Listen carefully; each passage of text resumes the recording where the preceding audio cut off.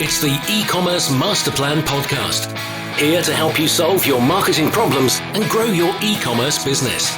Cutting through the hype to bring you inspiration and advice from the e-commerce sector and beyond. Here's your host, Chloe Thomas. Hello and welcome to this episode of the E-commerce Master Plan podcast.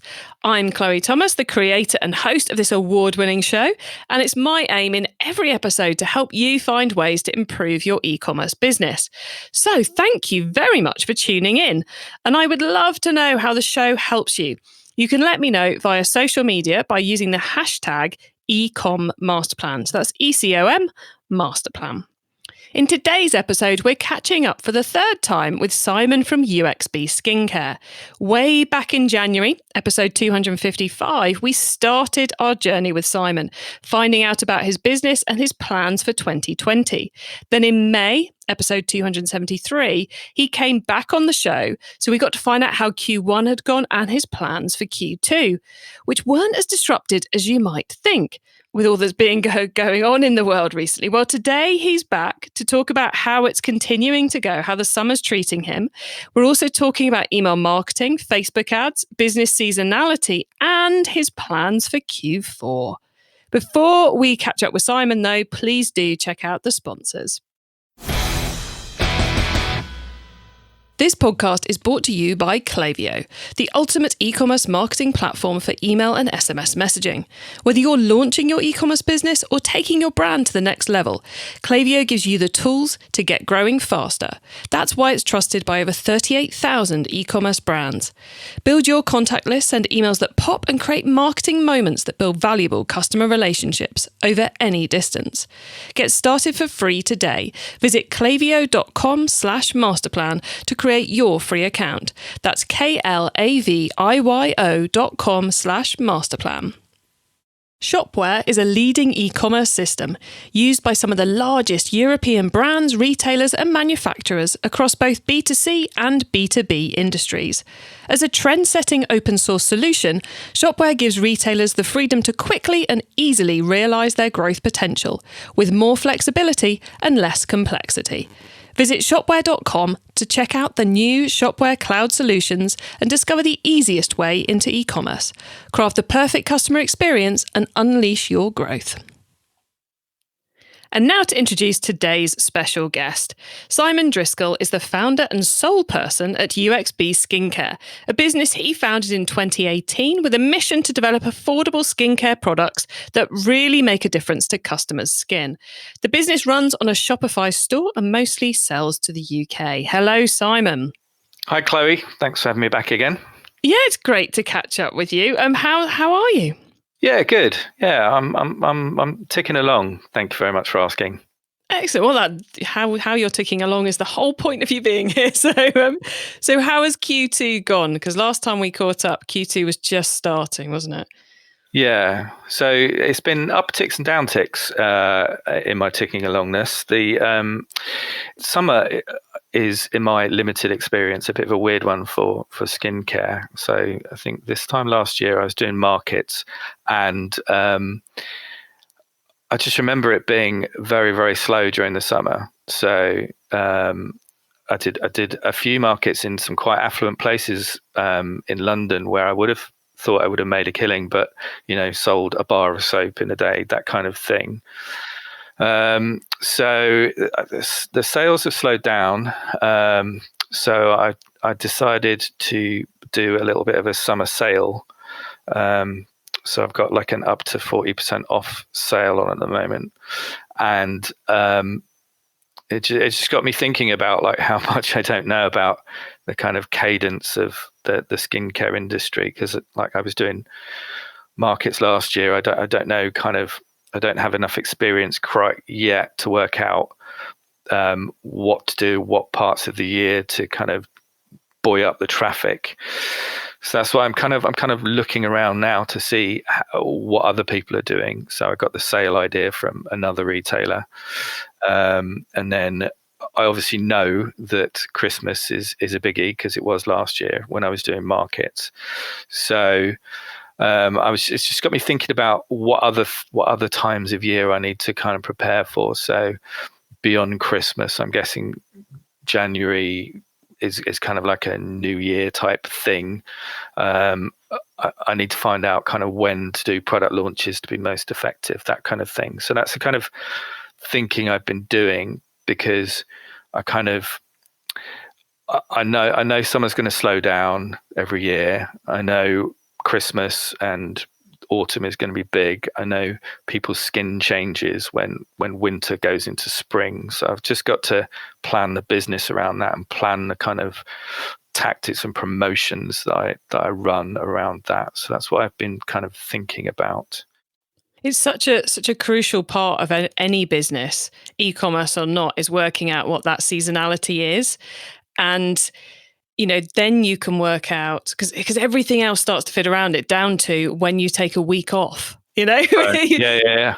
Even that comes into, it's like, right, if Christmas is going to be big, I'll work November and December. But if I know the summer's quiet, brilliant, I'll take a couple of weeks off in the summer. So it feeds into, not just what marketing messages you need each time. It then feeds into the decision of how much do we give away to try and maintain sales levels, or do we allow the sales levels to dip, keep our margin, in order to be later? Because one of the things I think with your business that kind of feeds into this, or needs to feed into the seasonality, is when you manufacture, because you are your sole manufacturer. So you have a limited supply each year, for example. So it's how much margin you're willing to give away on that to maintain, and which leads you into, right, so in the summer, should we not discount but produce stock ready for Christmas? So in Christmas, we can focus on dispatch, customer service, marketing rather than production. Is that something you've been weighing up? It is, because I make, they're not, they are small batches, but they're not that small. But it is natural ingredients as well. So the fresher I make it, the kind of better the product. The quicker I sell it, the better the product. So I don't want to make massive batches. I do want to keep it to the kind of, when I make a cleanser, for example, I make 20 liters of cleanser. So it's 100 ml bottles of one type of cleanser, and I've got 4 cleansers. So I'm trying to balance that kind of keeping the product turning over in order to get the best product out there. So yeah, it is a balancing act between giving away too much margin and having enough product for Christmas. But I do want to kind of start afresh. Like soon, I want to start making the kind of batches that will be ready for Christmas. Yeah, because there'll be a point at which you can, it's like, to start in January creating stock for Christmas probably means you're going to end up with cleanser that doesn't smell, and doesn't do its job. But there's a point where you can make it, and it's still going to have that longevity when it gets given on Christmas Day. Yeah. There's a lot of moving parts in this when you manufacture yourself. I do use some software that kind of keeps track of my inventory, and Shopify to a certain extent keeps track of your inventory. But it is definitely a balancing act, because these things have expiry dates on them, so I can't make them and keep them forever. It's not a bit of plastic. It's equivalent to kind of food stuff, really. So yeah, no, it is a balancing act. So I'm gonna shift as much as I can, and then make some stuff for Christmas very soon, probably, and then which I suppose gives you the opportunity of almost justifying your discounts based on these ones are going past their peak or something. So it's not just we're doing a discount for the hell of it, because I always think it gives a better brand perception to a customer if you can do the reason we're discounting is okay. Yeah. We're overstocked in this line, and we want you to have it before it goes past its peak beautifulness. So we're discounting this one by 40% this week. The only reason we discount is because we want you to have the freshest possible product, or something like that. Yeah, or like end of line stuff. There is a few things I'm thinking of discontinuing. I mean, you can't keep everything forever. I understand that. So yeah, that's a good plan. I haven't really communicated why I'm doing a summer sale. It just says 40% off. It seems to be working though. The sales have ticked up, getting a bit more traffic off Facebook because of it. So yeah, it's that's kind of what I've been doing tactically. I think the last thing I mentioned on the podcast was, and I think this is a good thing to be doing, is I was going to develop some kind of quiz so that people, a kind of skincare analysis. You say like, I got these conditions, my skin is a bit like this, my pores look like this, and then I was going to have some kind of skincare analysis followed up by a sequence of emails. So that's nearly ready. I don't know when, so hopefully that'll be there when this podcast goes out. So I've been doing that and mucking about with Klaviyo, and just amazed by the power of Klaviyo. So I'm using lots of custom properties and if else bits of content to personalize the emails, and you can do so much with that. So I've been working on that, partly because I think it gives me a bit of credibility. So people will go through a sequence of emails that will guide them through to pick the best skincare for their skin, a complete diagnosis. So like 4 emails in, they'll believe that I know what I'm doing, hopefully. And I'll have a nice email list that's infinitely segmentable. So I'll have all the people who've got oily skin. I've got all the people who've got dry skin, people with scarring, all that kind of stuff. So I'm kind of excited about that. And it kind of protects me, I think, against the advertising costs, which I have a feeling that Q4 is going to be a bit brutal for advertising. I have a feeling that there's going to be a lot more online competition this Christmas. So I'm building up that email list. But that's kind of another one of those things which the seasonality of the business, when you've got those quiet times, some people just spend it going, oh my God, we're not getting orders. What am I going to do? What am I going to do? And it's like, well, actually, the reason you're not getting any orders at the moment is because the customers don't really want to buy.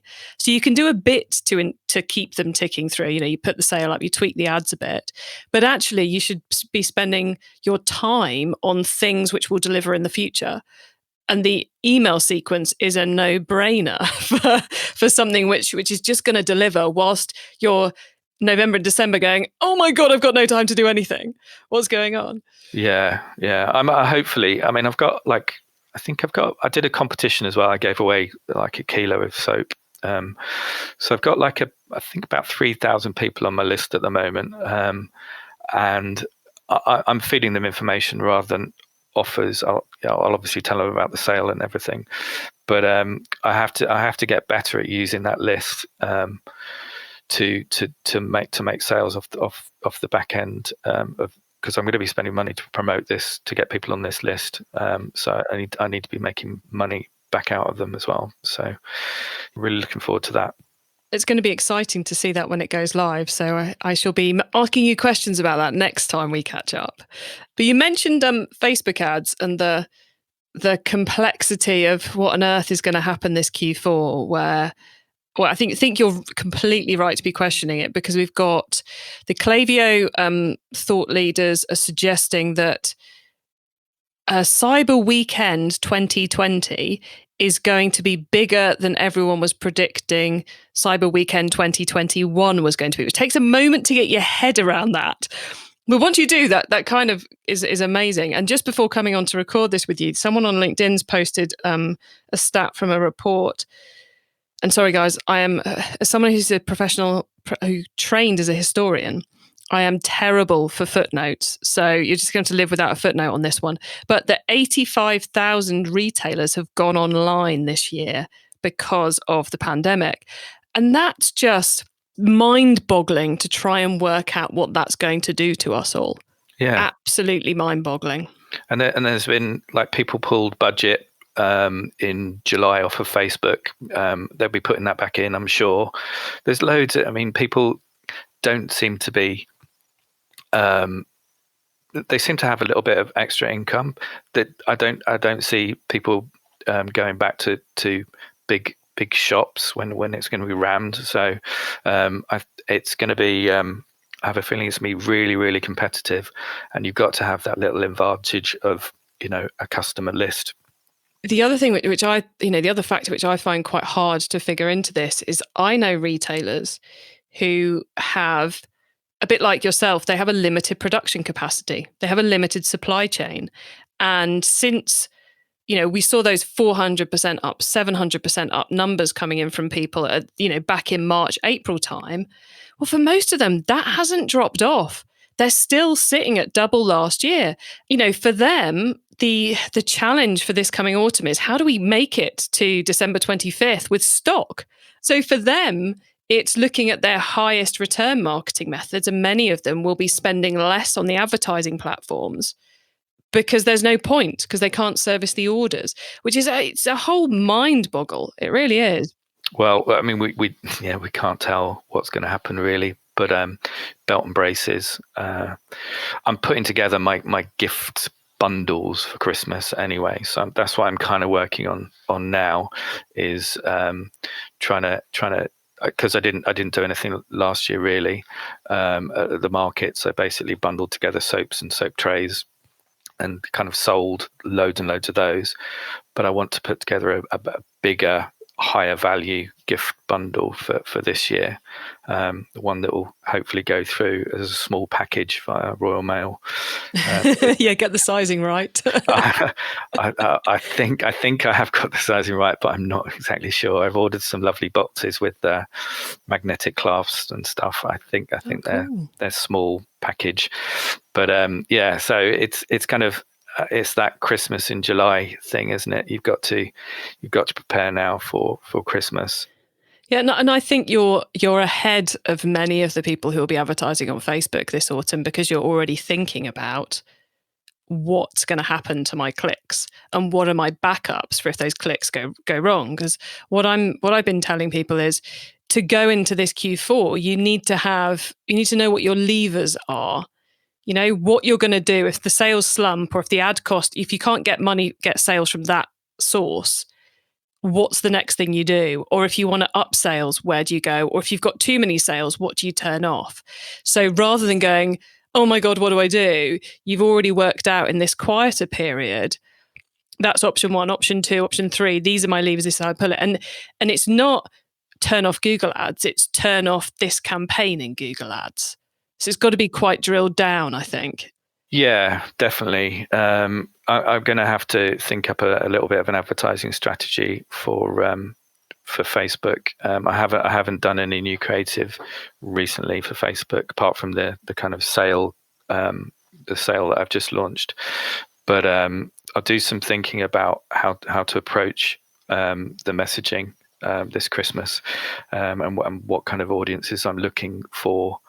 Hopefully my pixel is well seasoned now, because of the traffic I've been driving over the past few months. So hopefully I can find some nice audiences who will buy my nice natural skincare. And have you got the Klaviyo Facebook ad audiences integration hooked up as well? Yeah. I've got a 1% audience running off of my email list, a lookalike audience, and that seems to work quite well. But so do broad audiences, so like women 24 to 50 into skincare works just as well.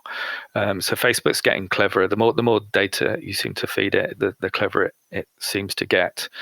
It's just the cost per click, I think, is going to go up drastically. That's my feeling. I think it's inevitable, isn't it? If you also look at the number of people who launch businesses for the first time, who right now don't really know what they're doing on Facebook ads, but are quickly upskilling themselves, it's going to be a place for us to be clever if we want to succeed with it.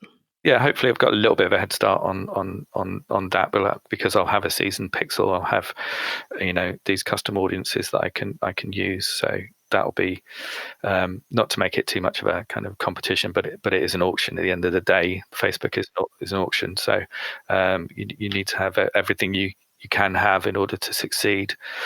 So yeah, that's kind of what I'm doing, and then working on at the moment a few new products as well, just because I think you do need to have a cadence of newness just because my range isn't full, my line isn't full, it is an extended width way, so I don't have a moisturizer, I don't have anything to do with hair.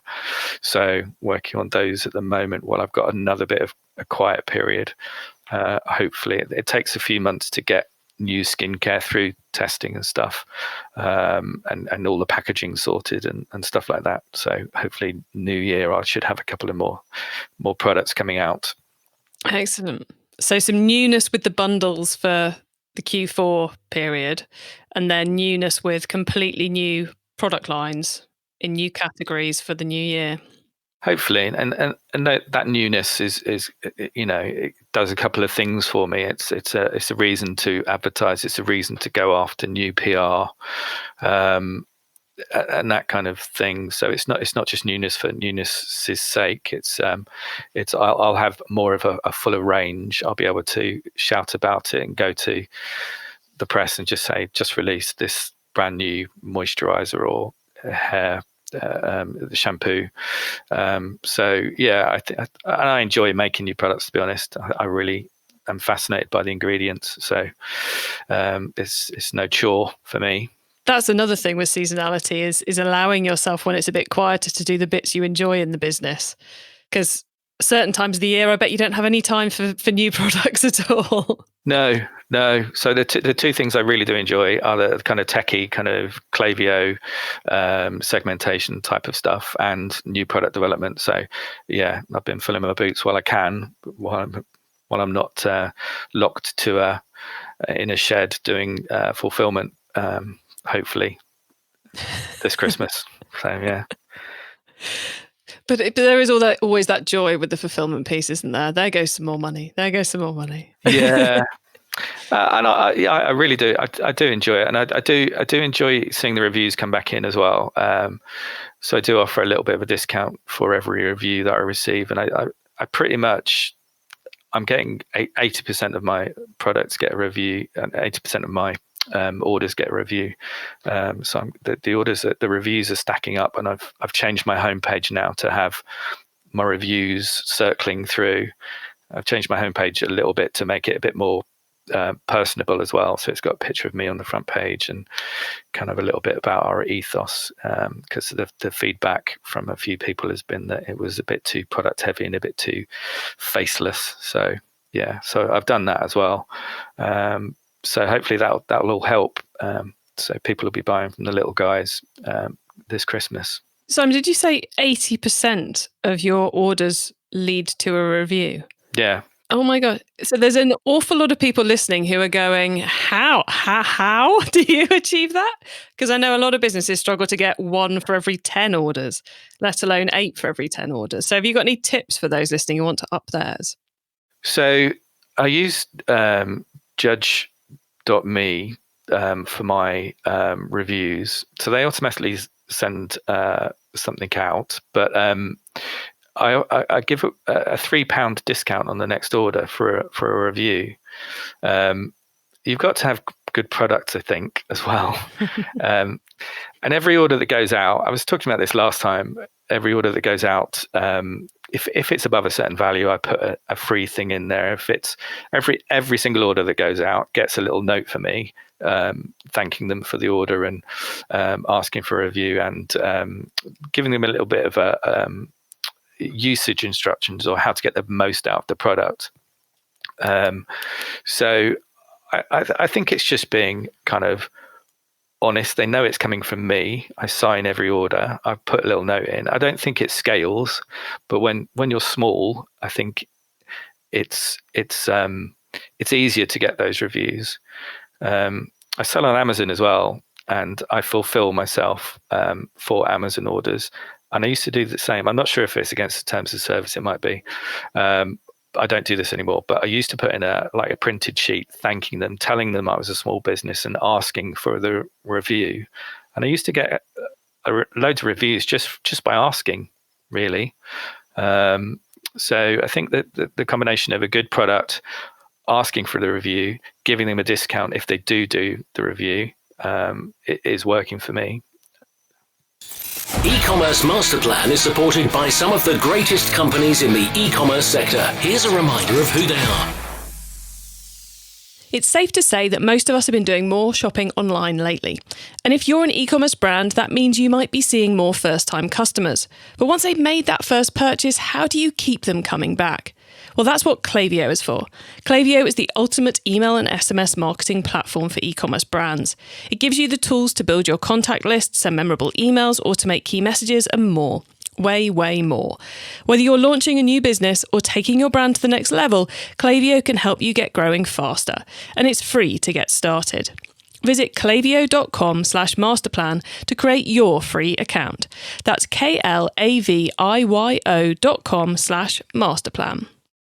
Shopware is a leading e-commerce system used by some of the largest European brands, retailers and manufacturers across both B2C and B2B industries.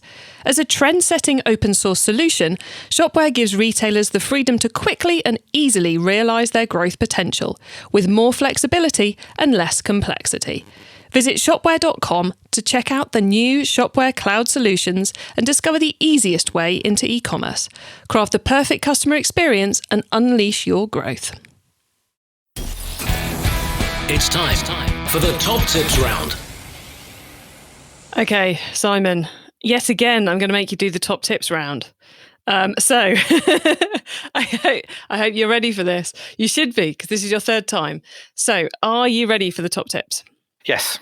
Okay, so first up, the book top tip. If everyone listening to this podcast agreed to take Friday off and read a book to make their business better, which book would you recommend this time? Well, one of your listeners recommended me a book. She reached out, Susanna, and she said Smart Retail by Richard Hammond. And I'm really enjoying it. It's one of those books with lots of case studies. I love a book with case studies. So it's kind of learnings from all the biggest retailers in the world, both physical retailers and online retailers. So that's a really good book. Excellent. Love it. So a listener to a guest back to the listeners again. Yeah. Nice little circle there. Okay, the traffic top tip. Which marketing method do you either prize above all others or think doesn't get the press it deserves? Well, Facebook is working. I have a feeling that email is going to be the winner once I get this segmentation and done in Klaviyo. I think it's going to be such a treadmill of customers and re-engagement. So yeah, email I think is going to be my winner going forward. So the tool top tip, maybe a collaboration tool, a social media plugin, a phone app, or just a way of working. Is there a cool little tool you use that makes you and your team more efficient from day to day? This has been on your show before, but I'm actually working with someone at the University of Ulster doing an MSc in data science, and we're building a little skincare recommender, and we're using Slack for all of our communication. So Slack is amazing. It does a bit of everything, video comms, replaces email, and all searchable. So I'd say Slack. I knew you'd come around to Slack eventually, because everyone does, it seems. Yeah. Yeah. Okay, the growth top tip. If you met someone today who's focused on growing their e-commerce business from 100 orders per month to 1,000, what would be your number one tip for them? I think it's got to be Facebook. Just because of the abundance of traffic. If you get in right now, the sooner you get into it, the better it's going to be. So start Facebook today. Nice, succinct and consistent. You've mentioned Facebook every single time, so I like a bit of consistency on the show. Well, look, Simon, thank you for your top tips. Thanks for coming back and letting us know how it's going. And I wish you all the best for upcoming kind of Q3, Q4, and I'm sure we'll be catching up sometime before this year is out. So thank you so much for all of it. Before we go, would you like to let the listeners know where they can find you and UXB on the web and social media, please? Sure. So website is uxbskincare.com. And my email address is simon@uxbskincare.com. Short, sweet, and I like it. Okay, Simon, thanks again so much for being on the podcast. Yet again, it's always great catching up with you. So thank you. Thank you for having me back again. And I look forward to speaking to you next time.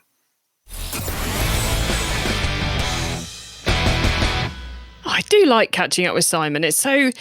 He thinks so deeply about what he's doing and explains it so clearly. Plus, I love finding out how he's getting on as he progresses through every few months when we catch up. And we'll probably be hearing from him in kind of January, February time next. So you better hear how all those plans for those Christmas sales have gone. And if you, like Simon, are busy working on what the seasonality of your business is, and I've got a couple of tools that I just mentioned to Simon off air, so I thought actually I ought to tell you guys about them too. Well, the first one you've probably heard of, which is Google Trends, google.com/trends, where you can see search trends broken down by geographic region and various other things. So simply searching for the type of products you sell and seeing the search volume and how that changes over the years, that will give you an idea of how interested your customers are in your product at any point in time. Then the other one is one which I'm always surprised more people don't know about. And I keep forgetting to mention it on the podcast, which really isn't helping either. It's one where you can see everyone else's email marketing.